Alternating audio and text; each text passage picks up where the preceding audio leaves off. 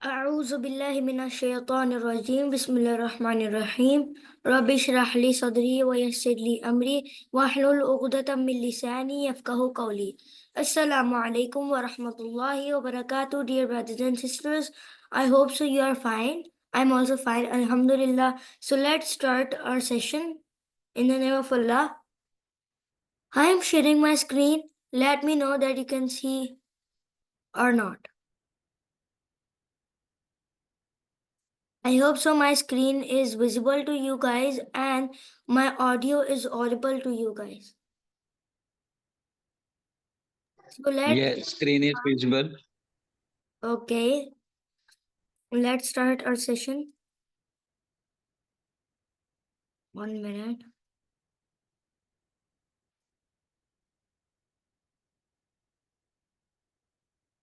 So as you guys know, we had learned about in the previous sessions, we have learned first about the pre-Islamic Arabia, the Dawr-e Jahiliya, and after that we had learned about the idols whom the Arabians worshipped. So now, as I told you, we will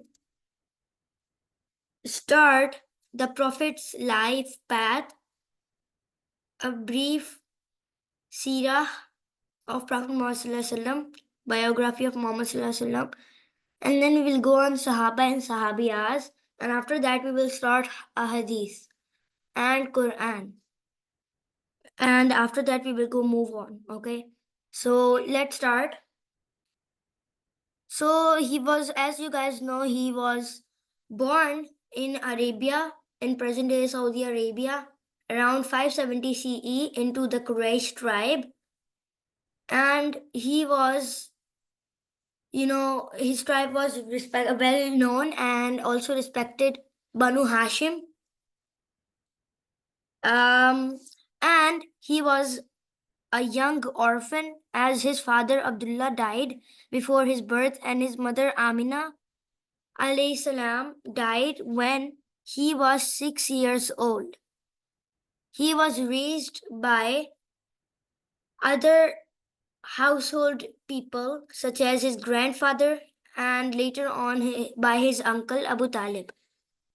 Okay, and Muhammad Sallallahu Alaihi Wasallam grew up known for his honesty, dedication, and integrity, earning the nickname of Sadiq al-Amin, the trustworthy. He worked as a merchant and was involved in trade. As we all know, these are the basic things. His marriage and his early life. Well,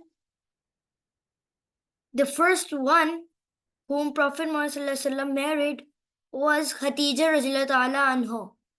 And at the age of 25, Muhammad married her, a wealthy widow, 15 years his senior.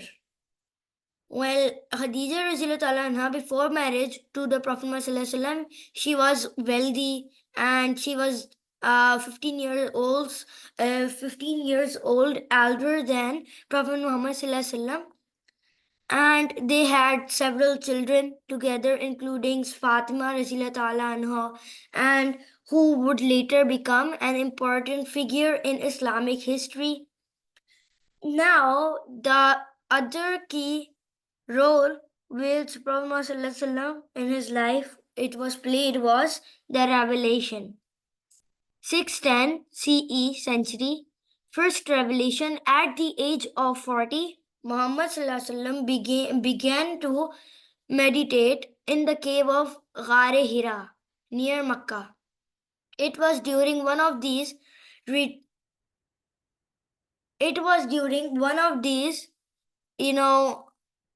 staying on in the cave, what happened was that he got the first revelation from the angel Jibreel, marking the beginning of his prophethood.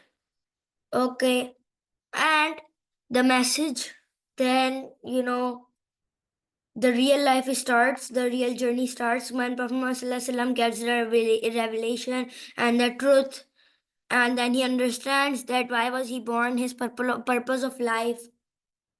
The revelation emphasizes monotheism, social justice, and moral conduct. Muhammad Sallallahu Alaihi Wasallam began to preach these messages to his family first and close friends, and then into the public. As you guys know, there are three stages.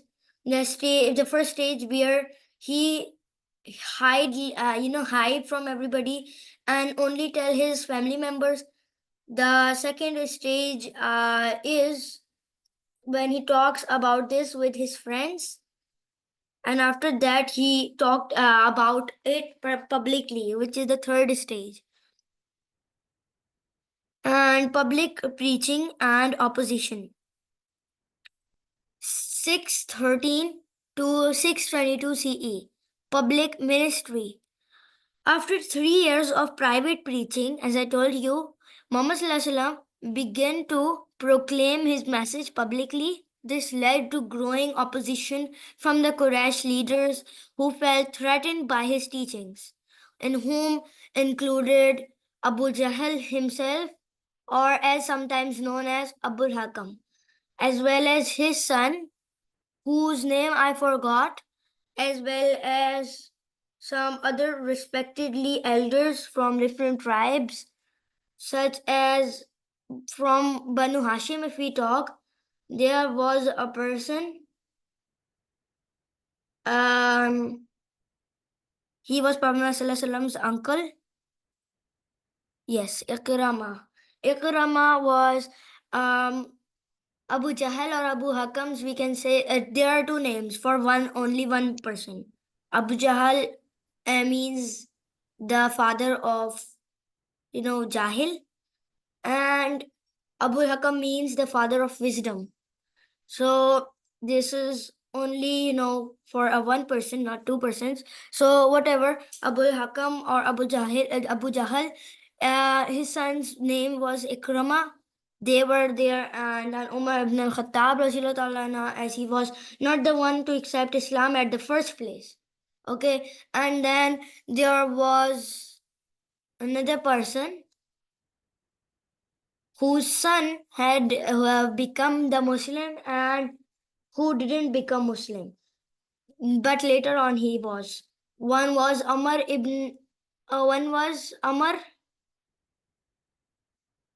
and I don't know the names properly, but there was Amr, and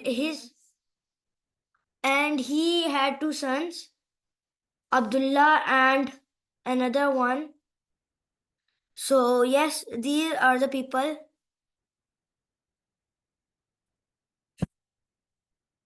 So let's move on. These were the people who first they were saying that yes, why they were feeling threatened by his message. If we talk clearly about this, and now let's talk about different other things. Then later on, the persecution of early Muslims who became Muslims, and then the Quraysh tribes were, very furious. They became furious and they were upset of this, that what Prophet Muhammad ﷺ was doing, and they couldn't control on themselves more. So what they did was they started persecution.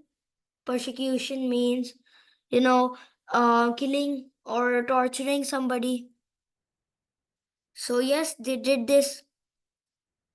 So this is how the first hijrah took part. That was the hijrah to Abyssinia or Ethiopia, Habasha, sometimes known as. Prophet ﷺ at that time gave the order to the Muslims to do the hijrah to Ethiopia. So yes, after that he lived there still. And now what happened was that there is another key, an important person who plays the role. His name is Amr ibn al-As. He was the person who was selected by the Quraysh because he was very ingenious in making people do the things. So yes, he was selected by the Quraysh to go to their Habsha's king and take the Muslims from his king after getting the permission from their king, Habsha's king. So he went, but he failed in whatever mission he was going upon. And now what happened was that after the migration to Habsha, later on, the migration to Medina occurred, which is on, it occurred on 622 CE century. So what happened was, due to increased hostility and tensions between the Quraysh or whole Makkah with the Muslims, that's why what happened was some people, some followers of his came from Medina and they said that yes, come to us, to this land of Yathrib. Well, Medina's first name was Yathrib. So come to Yathrib and you will be safe there and all of the stuff. And they took the oath from the people of Medina, Muhammad Sallallahu Alaihi Wasallam. And after that, this migration took place. And then also the Islamic calendar began, marks the beginning of Islamic calendar. And now, community building in Medina, what happened is that Prophet ﷺ, after coming to Medina, Muhammad ﷺ establishes the Muslim community and became a political leader. And he, came into various disputes and formed alliances with various tribes. Later life was that he was also busy in battles such as the Battle of Badr was the first battle of Islam, and it was between 311 men, I think so. But there are 311 or 12 men, I don't know. But yes, 312 or 11 men with 1,000 force of Quraysh. This was Battle of Badr, and after that Battle of Uhud, and then Khandak. And after that, different other battles, such as then Jang-e Khaybar and Sulh Hudaybiyah and different other parts. So he becomes busy in this. Badr took place upon 624 century. Uhud took place on 625 century, and the Battle of the Trenches or Khandak 627th century. Battle of Badr played like, the Quraysh was arrogant and Abu Jahl and Ikrama and different other people, various people came to kill Muslims. But they got killed by themselves in the battle, such as Bilal Habshi Rasulullah Ta'ala and his own master got killed by him. Bilal Rasulullah Ta'ala killed him. And then also Abu Jahl was killed and different other people as well. And after that in Uhud, Muslims were defeated by the archers as Prophet ﷺ deployed 50 archers or 70 archers, estimated to be by some sources. He, put those archers on the mountain, but they got out of their place, and that's how the enemy ambushed them. And then the battle started, and then Uhud was the area where, all of the Muslims were defeated, but it's fine. Later on, the Battle of Khandak was played, and the meaning of Khandak is trenches. Trenches means, come on, I hope so you know about it. Trenches means when we dig underground soil and we can get fit in it. Okay, so they dug up the trenches by the opinion of Suleiman Farsi Rajila Ta'ala anha, because he told about this. And then they started doing all of this. And after that, later on, then the Treaty of Sulh Hudaybiyah occurred. And now, Jangi Khaybar after this happened because, you know, Khandak was played by the Jews. Jews ordered and collected all the tribes and united them together, and they became the force of 10,000. And then the Quraysh went upon to attack on the Muslims, and that's how the Battle of Trench was played. Okay, so that's why after the Treaty of Sulh Hudaybiyah, let me tell you what happened in it. In 628 CE, Prophet ﷺ saw a dream in which he was saying that he went for tawaf to Kaaba, and that's how he ordered everybody to go on Hajj. And the Muslims gathered together and went for Hajj, but the Quraysh didn't want them to come. That's why what happened was that they said no, don't come, and that's why how Sulh Hudaybiyah happened, and that's why the Muslims got a chance and they attacked on Khaybar. Well, Khaybar is an area, I think so, between Makkah and Medina, little bit close to Medina. So he ordered an attack there, and this is how Khaybar fell upon the Muslims. I mean to say, because the Muslims attacked and they took the siege of Khaybar, and then they made the Jews be defeated because they were the winners. They won the battle, Muslims. So after this, the Treaty of Hudaybiyah was broken by the Quraysh by some reason because they attacked on the Muslims. That's how the Muslims came to for the conquest of Mecca in 630 CE,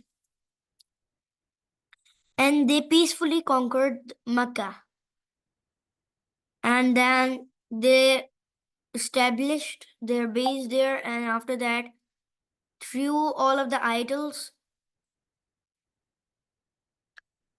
So up till now we have learned about this. I hope so you understood, dear brothers and sisters. So any questions?